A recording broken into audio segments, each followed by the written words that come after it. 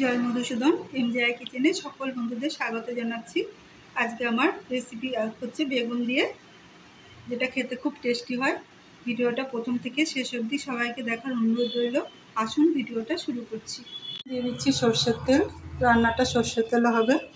তেলের মধ্যে চিমটি হলুদ দিয়ে দিচ্ছি। এর মধ্যে আমি এক এক করে বেগুনগুলো ভেজে নেব। নিচে অংশ ভাজার পর আমি এটাকে উল্টে দিচ্ছি, আর উপরটা হালকা ভেজে আমি তুলে নেব। বেগুনগুলো তুলে নিচ্ছি। বেগুন ভাজা তেলেই আমি দিয়ে দিচ্ছি গোটা গরম মশলা, দারচিনি আর এলাচ আছে, সব বীজ ছাড়িয়ে নিয়েছি। এবার দিয়ে দিচ্ছি হিং ফোড়ন, দিয়ে দিচ্ছি 3টে তেজপাতা,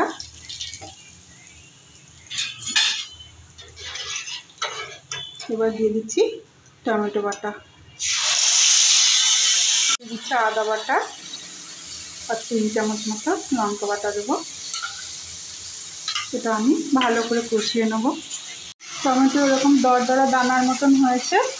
এবার আমি দিয়ে দিচ্ছি 1/2 চামচ মতো হলুদ গুঁড়ো, আর দিয়ে দিচ্ছি চারমগজ বাটা। এটা আমি টমেটোর সাথে ভালো করে নাড়াচাড়া করে কষিয়ে নেব।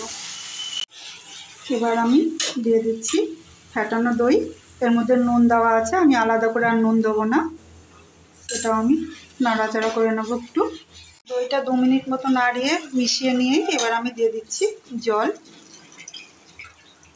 জলটা দিয়ে আমি ফুটতে দেবো।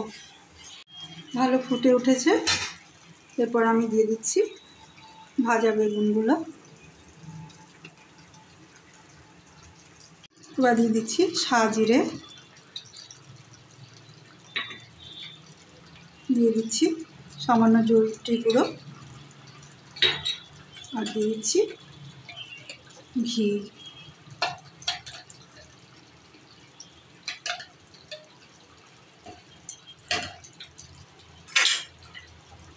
আর একটু সামান্য চিনি।